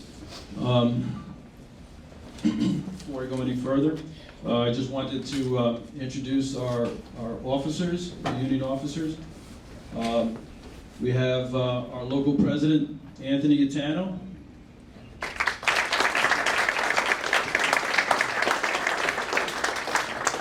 And then we have seated to his right our TA Surface, Bus Surface Vice President, J.P. Batafia. And then to his left, our recording secretary, Latanya Chris-Surret. Last but not least, in the blue shirt, that would be the Maintenance of Way Vice President, John Chiarella.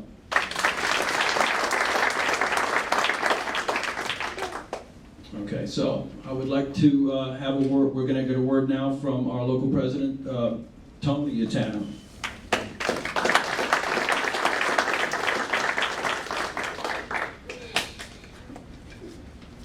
Make up your mind, it's either Anthony or Tony, all right? So, I have a speech, but I don't think I'm going to read it. I like to speak from the heart sometimes, especially on these issues.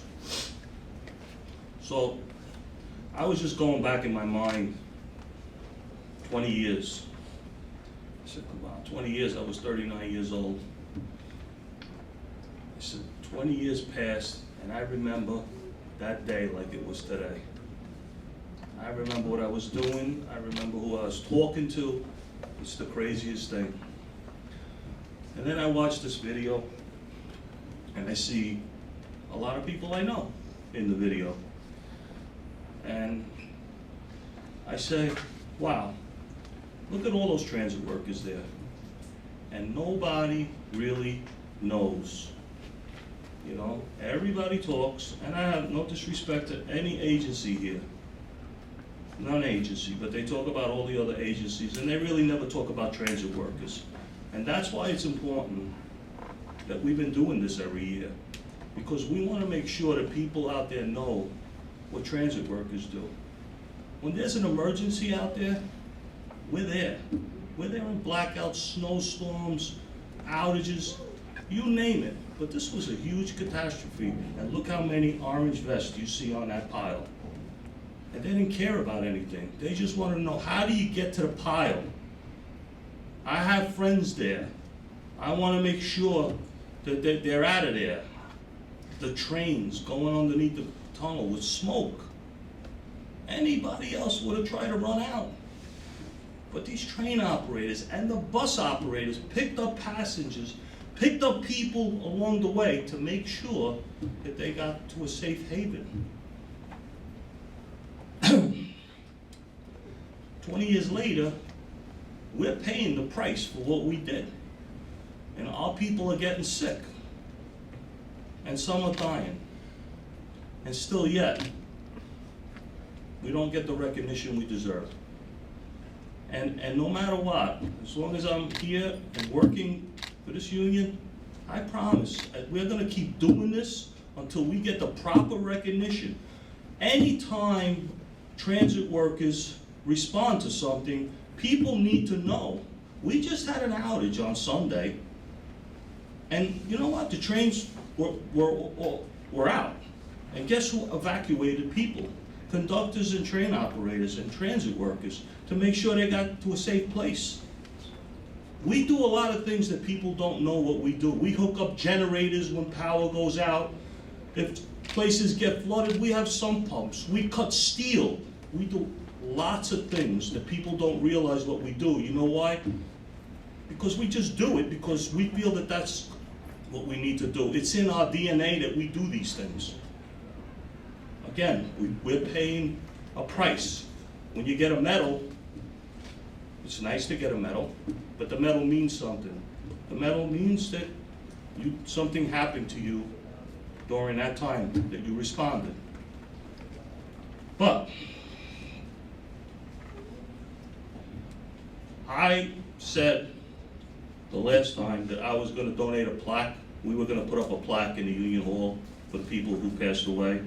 Obviously, this COVID virus got in the way, but we're still going to do that because we still need to send a message to the young people, right? They need to know what happened that day and never forget it, and they need to know that their parents and their relatives responded and helped people who are alive today. So, again, you watch the video and you see trucks, you see generators, you see people, human beings with orange vests. Those are transit workers and bus operators. They put themselves on the line. And I know today, if it happened again, the same people in this room would do exactly the same thing, even though they know what the repercussions. And that time, we were told by Christine Whitman, who was the head of the EPA, that the air was okay. And now she said, I'm sorry, I made a mistake. And that was one of the reasons when the COVID virus came that we were fighting for masks. Because we don't believe anybody anymore. We don't believe government anymore. We're gonna protect ourselves. And we're gonna do right by this city all the time. So,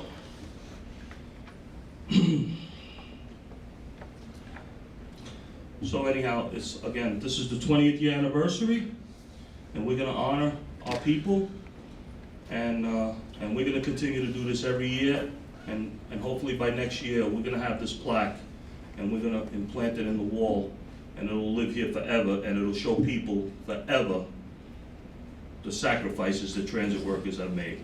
Thank you.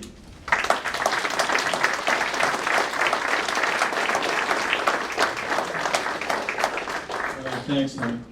Okay, so part of the, all of this is called the 9/11 Recognition Project, to recognize the guys, but it has another purpose, and that is to have raise awareness among the membership that was affected by what happened 20 years ago about the various programs that were out there to help them, to compensate them for their losses. Part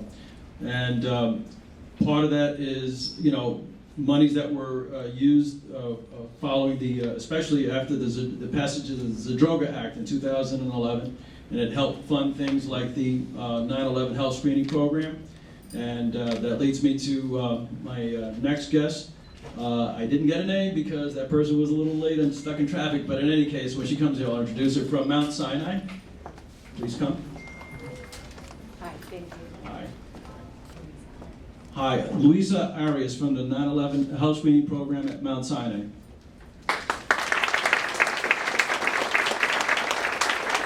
Thank you, everyone. This is a beautiful celebration, and I wanted to take the opportunity to thank you not only for the work that you do every day, because you do a lot of moving and keeping us going every single day, but most importantly because of what we just mentioned here. You did a lot of work that day that, as mentioned, was not recognized.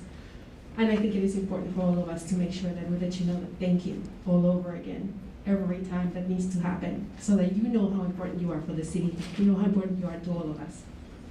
And because of that, I think it is important to remember that there are programs like the World Trade Center Health Program, also the Victims Compensation Fund. Those are both programs that are there to support all of you that were there. And it's very important that people not only sign up, register, but also go for the monitoring and the treatment. There's a lot of misunderstanding, there's a lot of lack of knowledge in part of many about how to go through the process, but we're here to help you today. If you have any questions, please make sure that you come by our table. We're here to support you. And if you know anyone that has not yet registered, please share our information with them. Let them know that we're here for you. And please ask them to come and sign up. Thank you.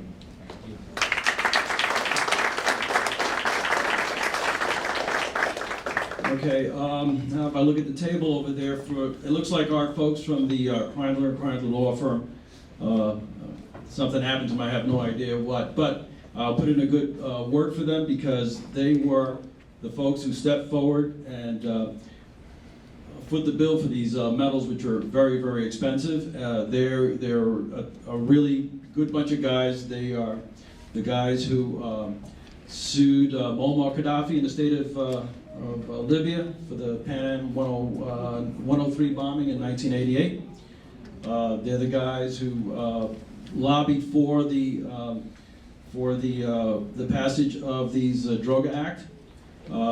They were the guys who helped override Obama's veto of the law that allows 9/11 victims to sue the Kingdom of Saudi Arabia, and a whole lot of other good things. So I'm sad they didn't make it, but I wanted to put that good word in for them. Okay, so we're going to go into the whole idea of the 9/11 recognition project itself, and a little bit about the medal that we're going to award today. So it all started where, anybody who was down there fully understood that we were just cut out of the picture. Everybody was just wondering which point are we going to see ourselves in magazines, books, papers, anything. It's like we couldn't find ourselves anywhere. And so we were holding out hope. We were thinking about doing this in the early 2000s, and then about 10, 12 years ago, and then it was getting developed. And then in 2014, it was a very defining moment because we had put a lot of faith in the folks that were putting together the National Museum, and that museum that board headed up by our good old friend Michael Bloomberg. In 2014, excuse me.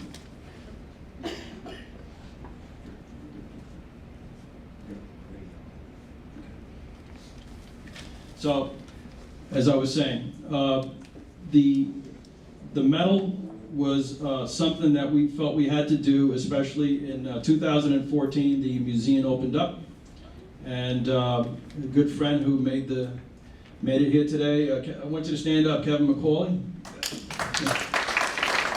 Kevin was an elected officer for many years. We brainstormed over a lot of ideas of how to go about doing all this, and the day or the week that the museum opened up, we were there, and we went through the whole museum. And when the when we got to the end of the museum, we were looking at each other. I'm pretty sure you remember that moment. We were looking at each other with almost like borderline disgust. We were saying to each other, what is this place? What is this? This is crazy, the way they put this together. And the sum total of artifacts that were in the entire museum, and if you've been there, you could fit a couple of Home Depots in there, is a little pin that bears the MTA logo on it. That was something that Governor Pataki had on his desk at the time, and that was it. And so that really, after that day, we said, we're going to do this. We're going to do this because this is wrong. They're not going to rewrite the history books on us. We're going to get in there. We're going to get recognition. And it's been pretty good the last couple of years. We've had a lot of these guys show up with their television cameras. We've had a lot of print media that's interviewed us. I always direct them to our members, especially the medal recipients. And it's beginning to change. So I just wanted to, it was my mistake in the program, we wanted to show another thing we're doing to get the word out there, about our guys and what they did 20 years ago. Our president, Tony Utano, has an audio clip that's running on many outlets now, on radio stations, and we'd like to play it right now.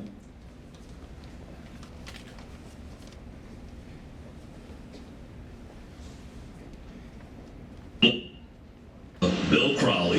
I was down at ground zero, down a hole, alongside a fireman, clearing debris, touching metal that was red hot and just passing it back and forth.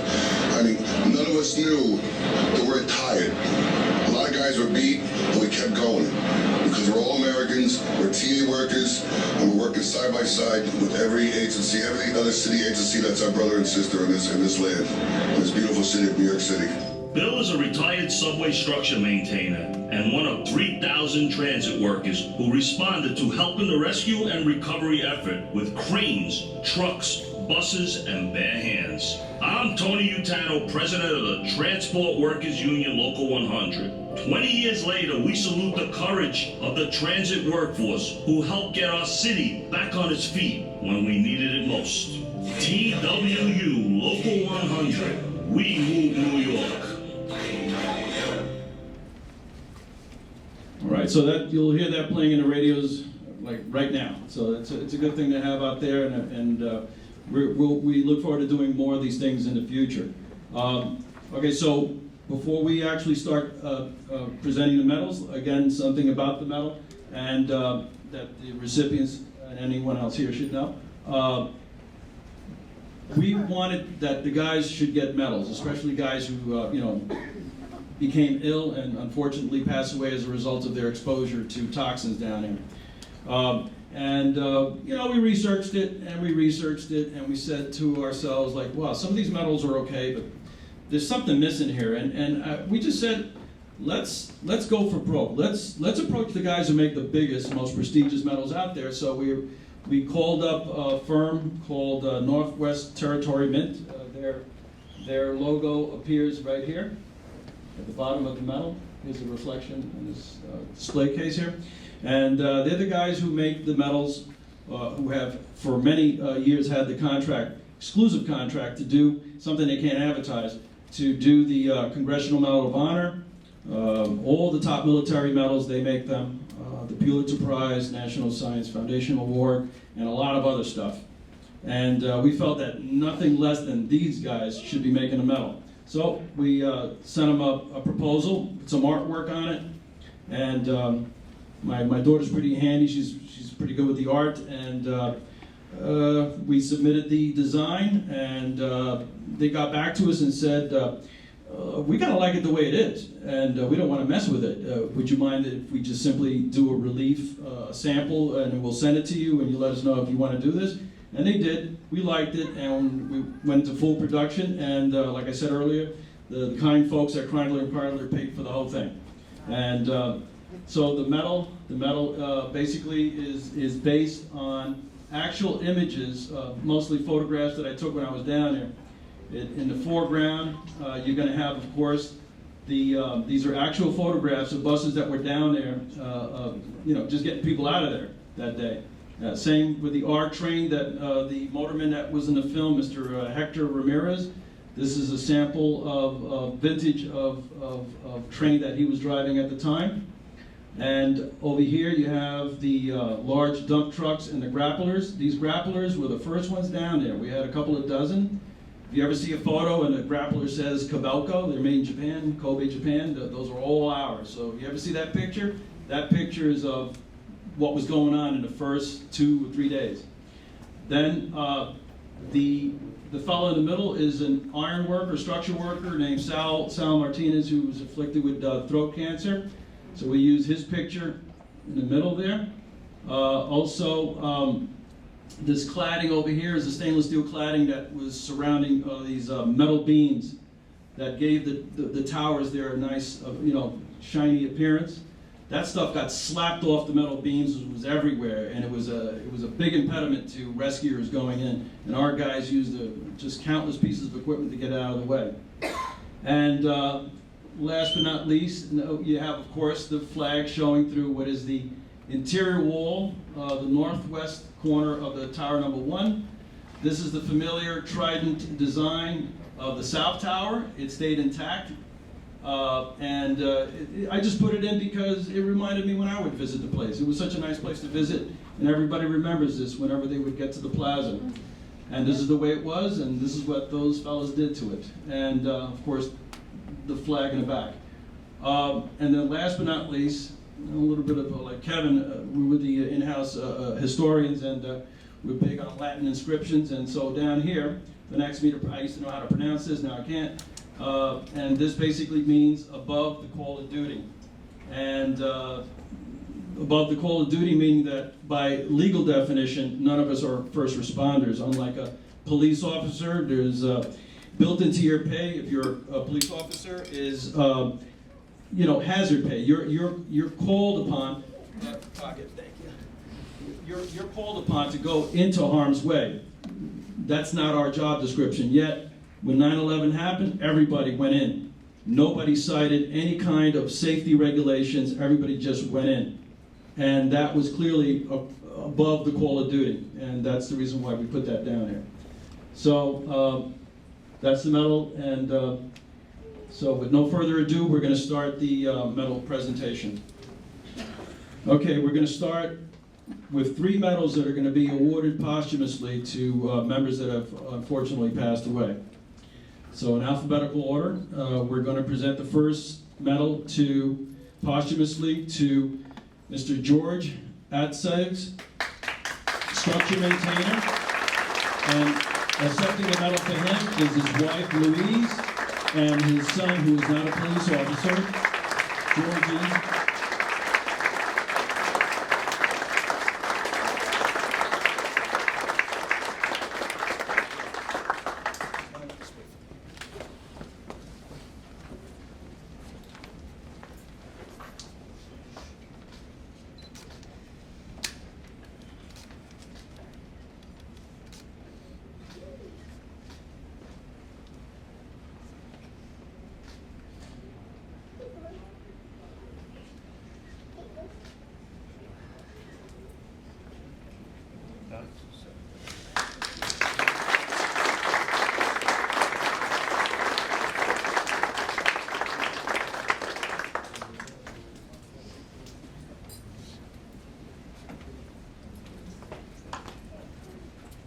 Okay, the next medal to be presented posthumously will be to bus operator Jeffrey K. Montgomery, and accepting the award on his behalf, the medal on his behalf, his wife Mary.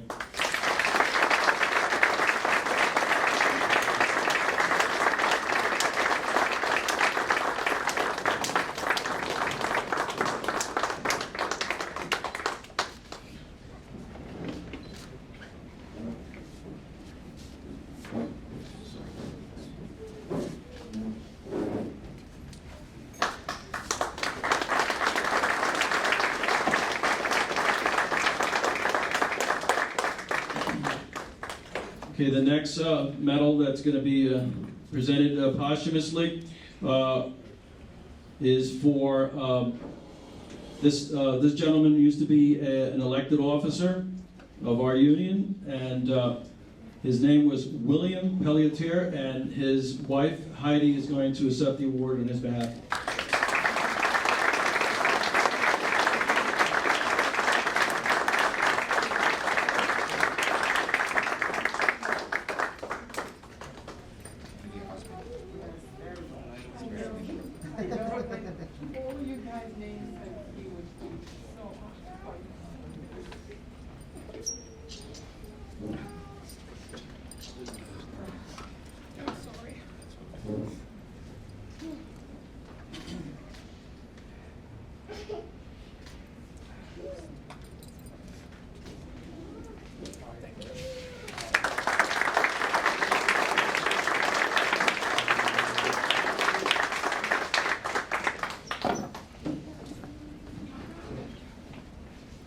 Okay, now we're going to begin with the recipients that are hopefully here. It looks like everybody's here. Some guys were stuck in traffic. I hope they're here when I call the name. So we're going to start off with our first medal for Mr. Michael Bio, structure maintainer.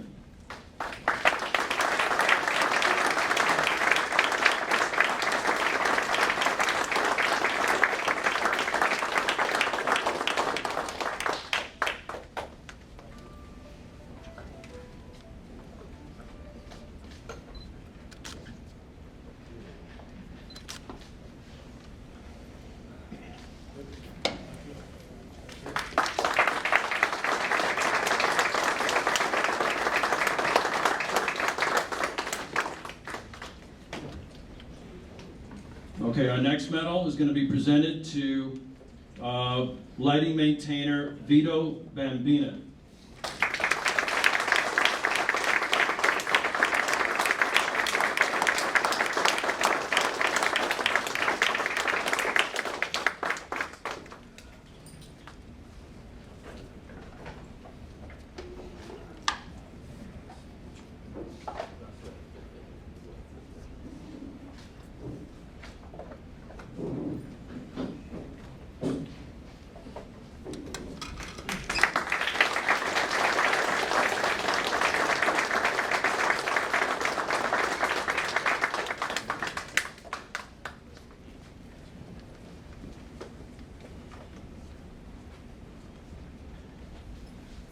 Okay, the next medal, I trust that they're here. I wasn't able to confirm it earlier. I think they were running a little late. The next medal is going to go to Mr. Angelo Castro, track worker.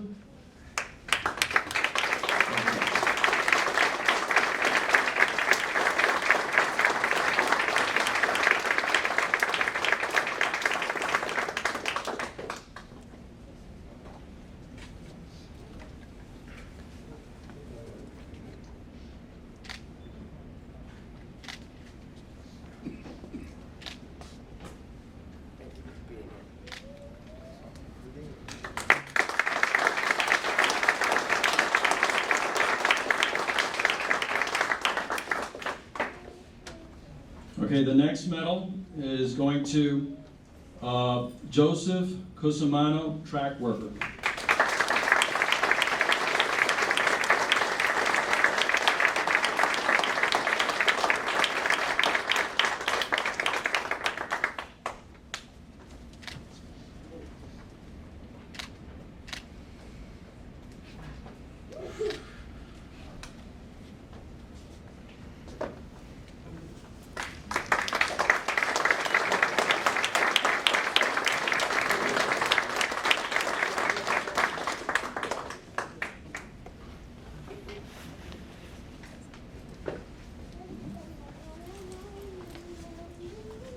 Okay, the next medal is going to hydraulics maintainer Philip Fabricante.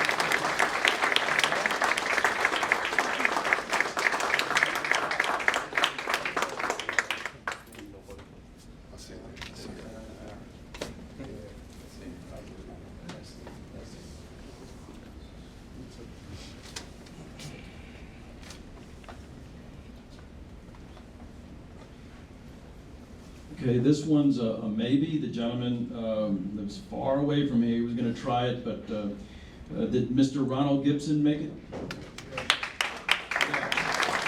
All right. That's not Ronald Gibson.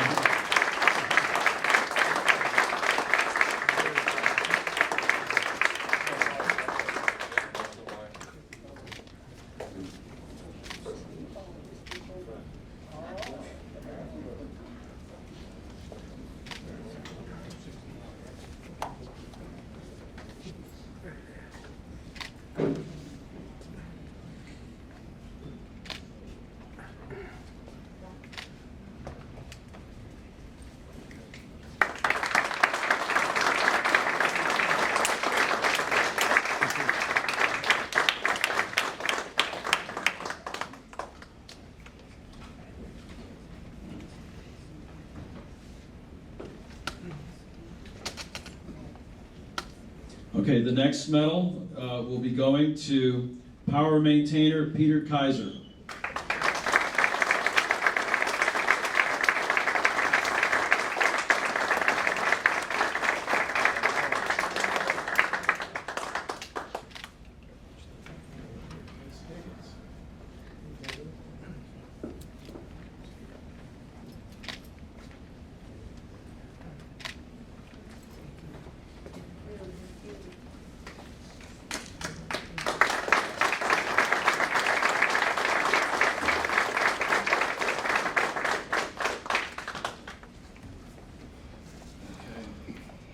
This is the gentleman that I did not see earlier. I hope he made it. Did Mr. Michael Marino make it here?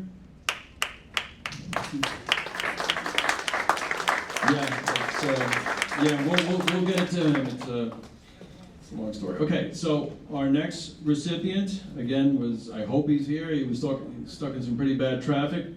The next medal goes to Hydraulics Maintainer Carlos Alberto Marquez.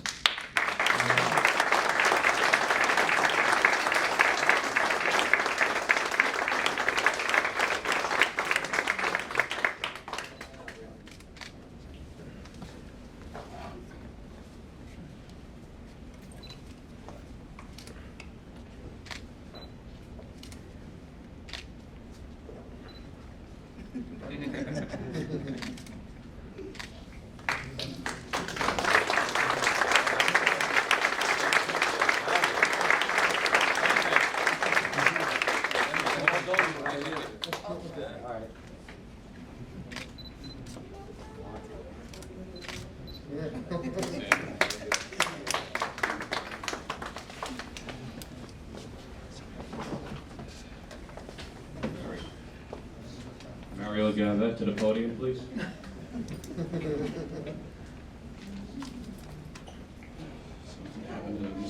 Okay, so our next medal recipient is gonna be Massanino Moscato, Structure Maintainer.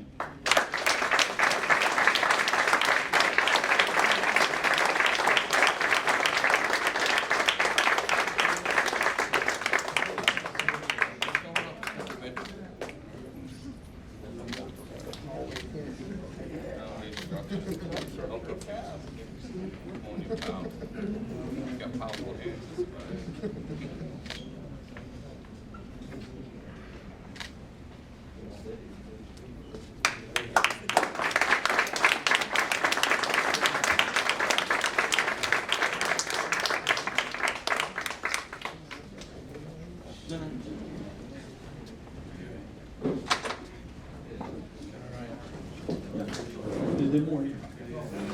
Yeah, Rob is getting it. Okay, great. No, this. Okay, so the next medal is going to go to Lighting Maintainer Matthew T. Perumal.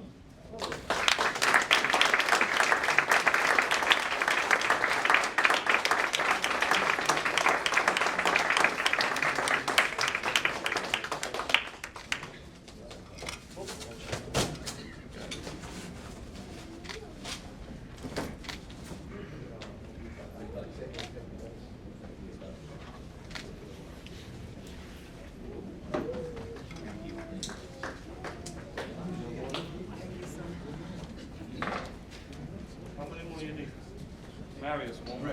Just one more.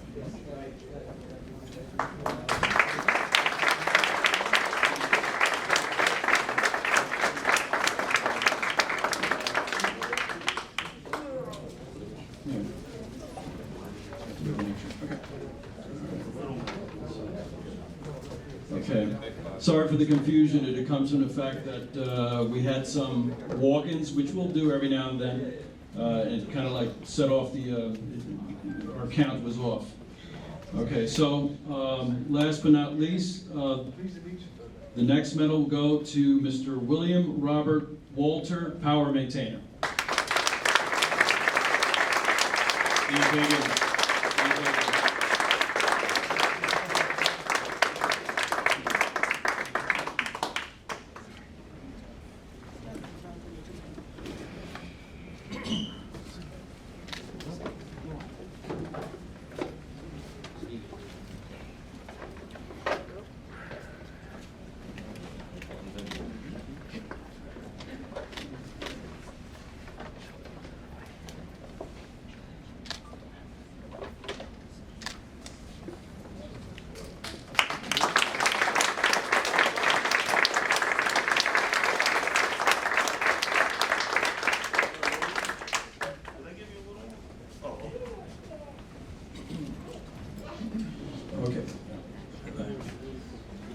Okay, something we've been doing in the last couple of events. Last year we didn't do it because of COVID. We only had a very, very small ceremony. And if you are a 9/11 injured rescue and recovery medal recipient and you're here, I would appreciate it if you just stand up for a minute.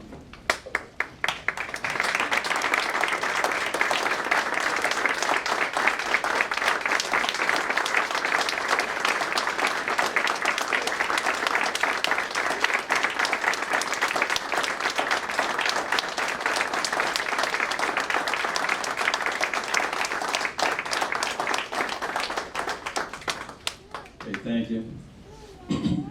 Okay, the last part of the program is the presenting of the pins, the lapel pins. Anybody who has a voucher for a pin, or anyone who had not received the pin before, you filled out a voucher at the table outside. Anyone here like that? Show of hands. Anybody? Okay, sure. Okay, fine. If you have one of these vouchers, if you could just line up over here to my left.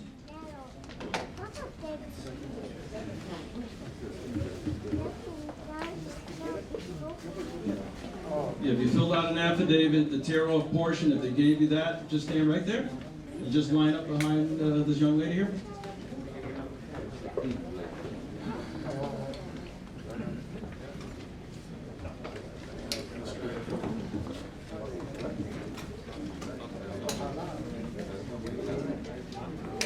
Okay.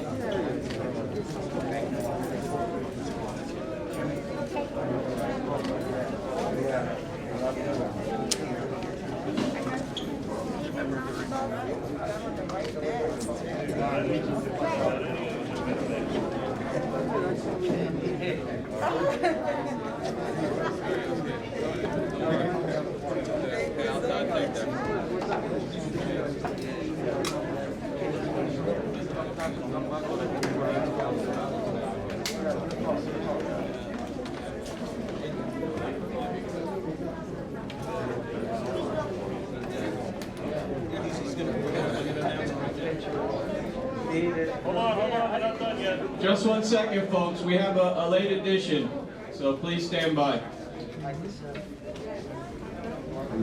Okay, folks, hold on. We have another medal recipient that I guess showed up a little while ago, but we'll do this now. All right, so the next and last medal for the night will be going to Gerard Mirth, track worker.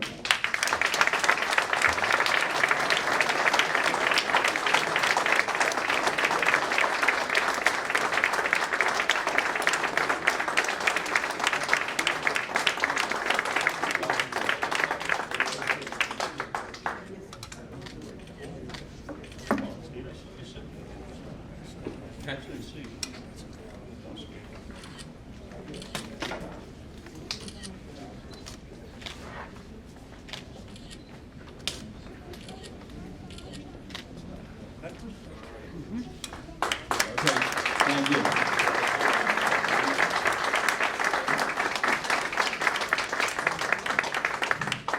Okay, I'd like to thank you folks for coming all the way out here. Some of you have traveled a pretty far distance. And as promised, there will There is food and beverages in the back. So that'll conclude this year's 9/11 ceremony, and I thank you all for coming.